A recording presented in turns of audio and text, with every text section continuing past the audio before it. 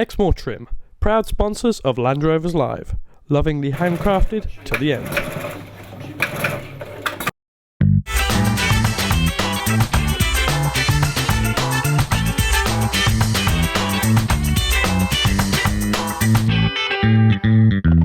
Hi and welcome to this week's episode of Land Rovers Live. As always, I'm Matt, and coming up on today's show, we meet a young man and his dad who've done something very special to a Series 1. We also head to Solihull and see the 2 millionth defender roll off the line. As well as that, we get an update from our Ultimate Discovery rebuild, and we'll meet a man and his daughter who've created the world's fastest Series Land Rover.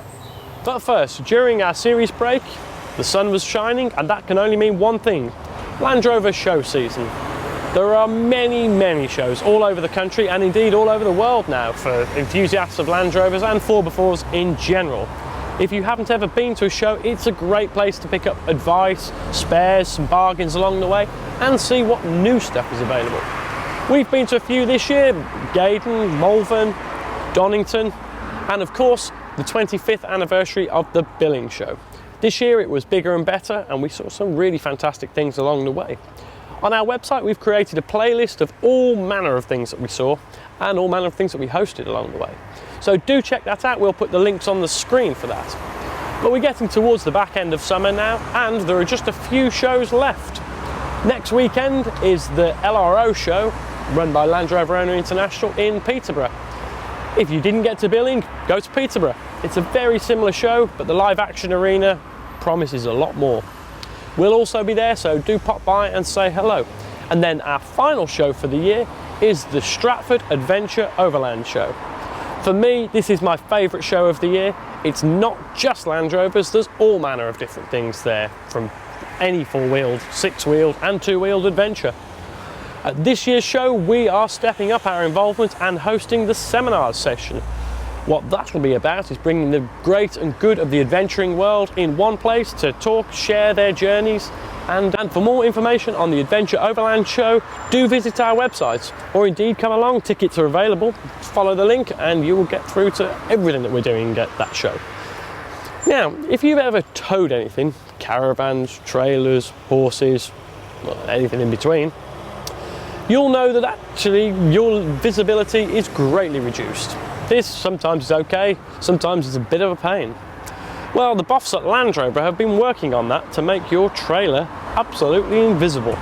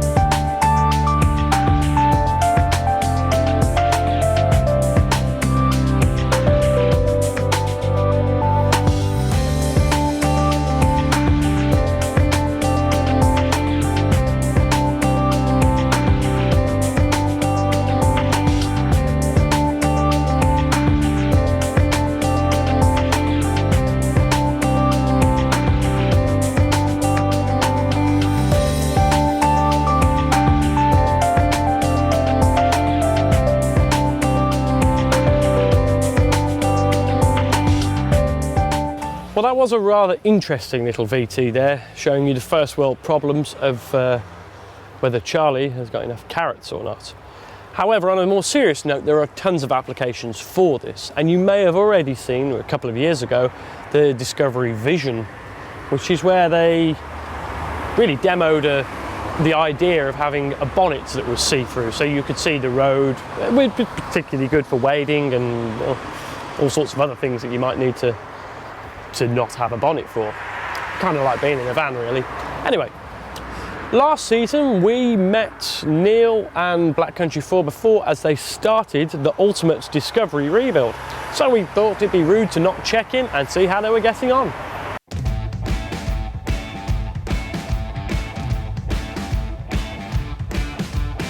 Okay, last time out you saw us take the rolling chassis and the shell to the body shop to be painted. The shell's now back on the chassis, all painted, looking very nice. And now it's time to move on to the next stage of the rebuild. Okay, we've stayed with the original Land Rover colour, Bonetti Grey, but we've gone a step further by putting a lot more lacquer on it, extra coats of lacquer. This will protect it against scratches, etc., and prolong the life of the vehicle. And that continues under the bonnet.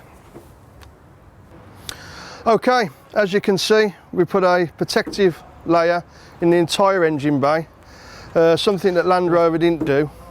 This will help prolong the life of the vehicle further. And it doesn't stop there. We've carried on with the same protection under the arches, the floor pans, basically the entire underneath of the vehicle. Okay then, so next time we'll be moving into the interior, refitting all the interior. Again, like the rest of it, there'll be no expense spared. This vehicle, when completed, will be a much better vehicle than it was when it came out of Land Rover 15 years ago. And will give the owner many years of trouble-free and happy motoring. Join us next time as we continue the build of this ultimate Discovery 2 TD5.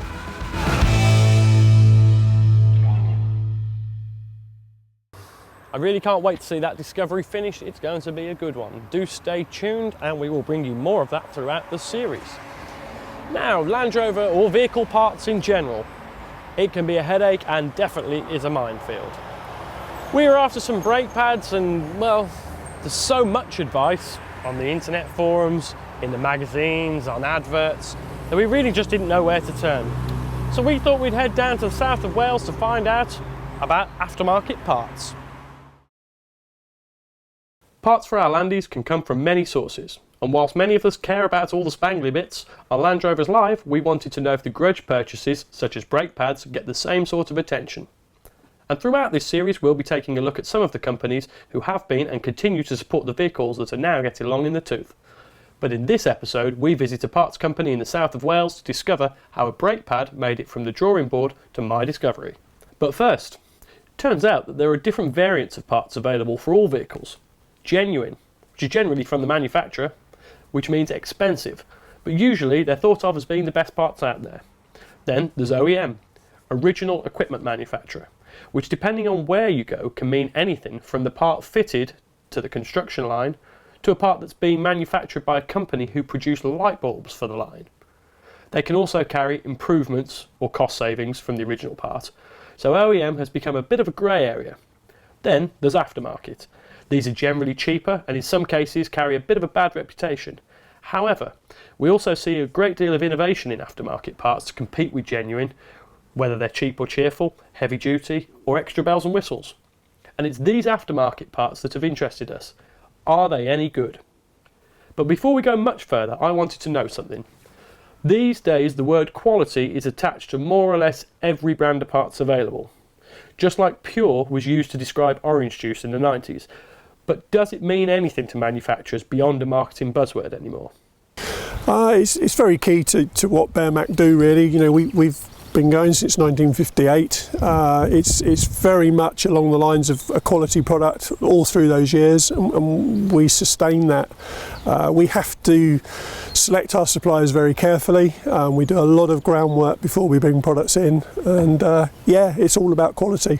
Well, quality means to me and Bearmach, first and foremost, is that quality starts right from when you deliver the product to the client, that the quality starts with delivery on time, first time, on time. And what it also means is that we are equaling at least an original equipment manufactured product. Good, so we got that cleared up then. Once the design team have done their bit, suppliers have been sourced and manufacturing is underway, then all the products go through some pretty rigorous quality control. When it comes to our brake pads, we don't want to think about them at all and failure cannot be an option, so this stage is critical. When any of these components make it to the shelves in the warehouse and then to your local reseller and ultimately onto your own vehicle, we can be assured that every care has been taken to make sure that the manufacturers never see these parts again. Interestingly, despite what you may have read on forums and such, the returns rate or the amount of parts that get returned to a manufacturer because of failure or warranty issue across the board is actually really good. That goes for all the major parts suppliers. Genuine parts, for example, are returned in about 1 in every 2,000 parts shipped, and here it's 1 for every 2,500 parts shipped. So pretty good. Well, now we've seen how the aftermarket works, I'm nearly ready to fit these brake pads to my truck. Is there anything else we need to know, Graham? The product will be fit for purpose. You know, we've done all the checks, we make sure it fits the vehicle, and it will do the job. That's it. So from this journey to an aftermarket parts company, it's quite reassuring to know that somebody else is looking out for our vehicles, so we don't have to. And do get in touch with us with your stories or recommendations. Maybe you have a horror story about vehicle parts. Do let us know. You can get in touch with us via Facebook or Twitter and on our website. We will put the links on the screen. Now in next week's show, we'll be looking a little bit further ahead into the manufacturers and supporters of vehicle upholstery and interiors. Just as valuable as vehicle parts, but just as much of a minefield. For now, that's the end of part one. We'll see you on the other side.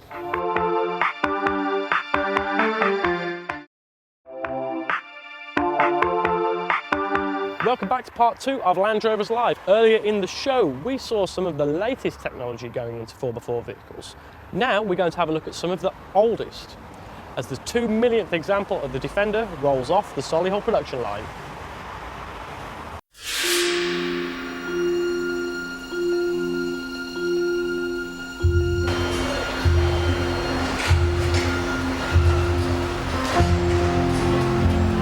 This vehicle, the Defender, which was originally called Land Rover, means a lot to the company because it was the vehicle that started the company name off, and the vehicle that originally was used to fill a gap in the company's production back in the 40s, and has gone on to actually be the benchmark that most other manufacturers had to follow, and has been such a success story for the company.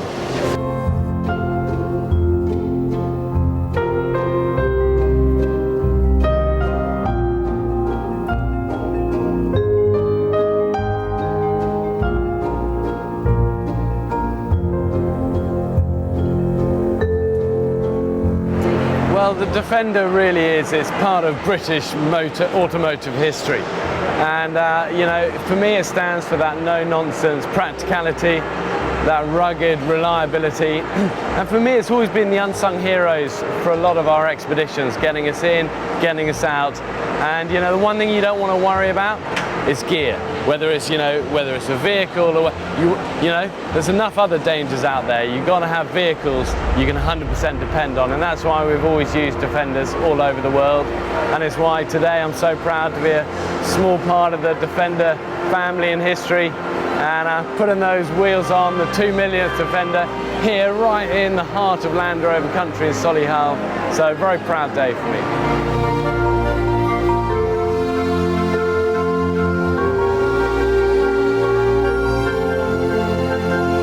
Always been a Defender man, right from my days in the Marines, when of course Defenders was the vehicle of choice. And I think that sowed a little seed for me in my adventures subsequently after I left the Marines.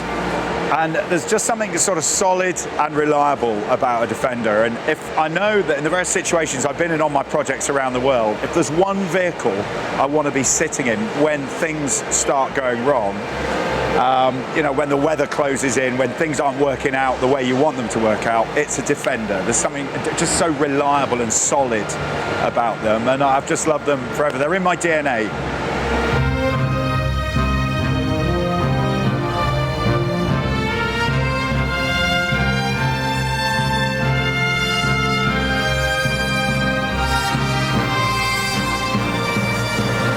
It's become such an iconic vehicle because initially this vehicle was used to open up continents for people to explore with. It was used originally by the farming community. Everybody got to know it as the vehicle that everybody probably saw first when some countries were first opened up. So when explorers or adventurers or colonialists were going anywhere, they used a Land Rover. So it was once said that more than 60% of the world's population, the first vehicle they ever saw was a Land Rover.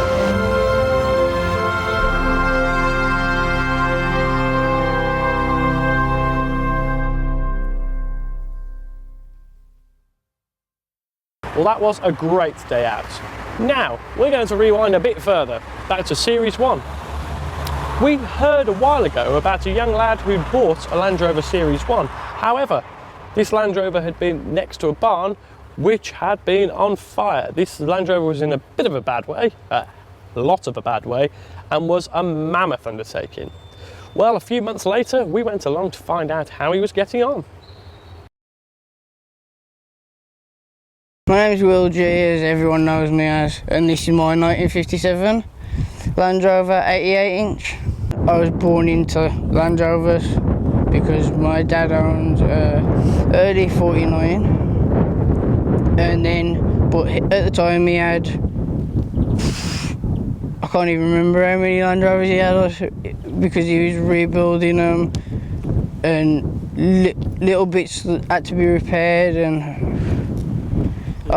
so I can't really escape from them. I've always been into Land Rovers. Ever since I was 15, I was playing with Land Rovers. It gets into the blood like everything else, and once it's in the blood, you can't get it out of the blood. He turned into one day and he says, oh, I'd like a serious one.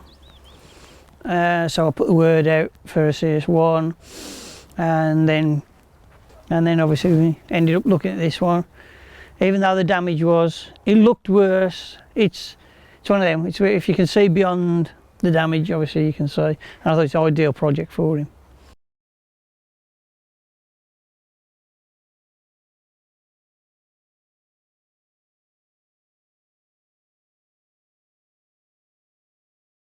The wing needed replacing, the door, the back tub, the hardtop needed replacing, and the tank outrigger needed replacing, but that was it. The chassis was excellent apart from the tank outrigger. I did add a quiet adjustment because I've put an overdrive in. We made the leather seats ourselves, so it's a lot more comfier than any other Land Rover. It's finished with its restoration, but I'm just converting it into a station wagon. So in other words, I'm going to have to change the yard top and the rear door and then the back tub. So, but obviously I'll just add the cap-ins to the back tub because this motor is as original as we could get it. As you can see, it's not that dirty. That's because he's always running around it with a rag thinking, oh, just clean that off or just clean this off. And he's forever checking the engine and stuff like that. So it's teaching him a lot more than just like, oh, where's the oil go, where's the water go. He knows more about them than most. Originally he was after a 48, but as we know, they are far and few between now. You can get one if you've got 20,000-30,000 sitting in the bank. You could probably end up with a decent 48. So he's always wanted a 48. Hence, when this come along, I thought, well, it's not a 48, but it's your first serious one. You can always, later on in life, build up and save cash and buy one. Or I wouldn't exchange this for anything because obviously it's my first car and it's something I like, and it's something most people these days, like my age, aren't very interested into. So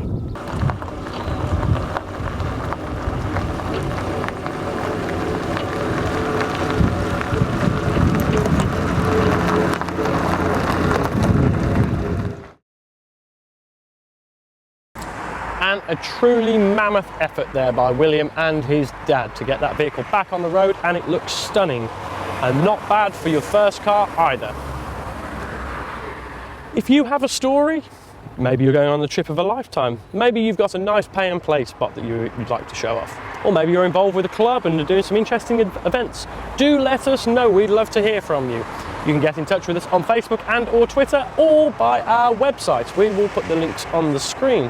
Now that's more or less it for today's show, but we couldn't go without showing you one of our favourite pieces from the Billing show this year, where our guest host Ben Gribbin from Fun Rover went along to find, well, the fastest series Land Rover in the world. Welcome back to Land Rovers Live at Billing. We've found this awesome dragster built by Jamie. Do you want to tell us a bit about your dragster, Jamie? Yeah, it's got a Cummins 5.9 in it. 5.9 V8? Yeah, straight 6. All right. Diesel. Okay. It's we've just built it for something different, that's all, just for have a laugh and that. It is very different. Yeah. So, how many Land Rover components are on it? All the body's more or less original, apart from this panel. Because we've ripped the windscreen back a little bit for the aerodynamic a bit, to make it not less like a brick. And there's brake pedals, radiators, any little bulgy on bits, normally all Land Rover. Okay. So what kind of like power output are you getting now? This is about 350 with about 600 foot-pounds of torque. But we've got another engine which will be in by end of month, which is like, should be about 1,000 brake. 1,000 brake horsepower? Hopefully, so eventually. You've upgraded like your transmission? And, yeah, it's got, it's called an L80 gearbox. It's like a Chevy base thing. Alright, so it's a power, it can handle all yeah.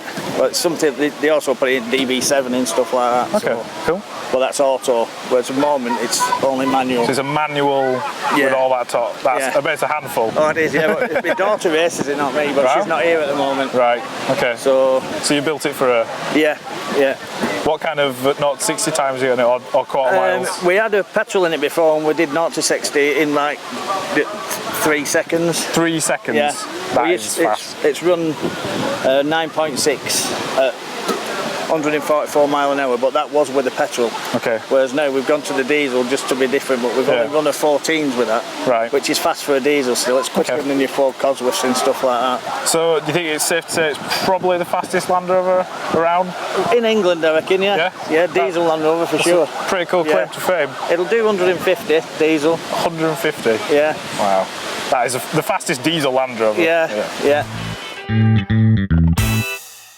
Exmoor Trim, proud sponsors of Land Rovers Live, lovingly handcrafted to the end.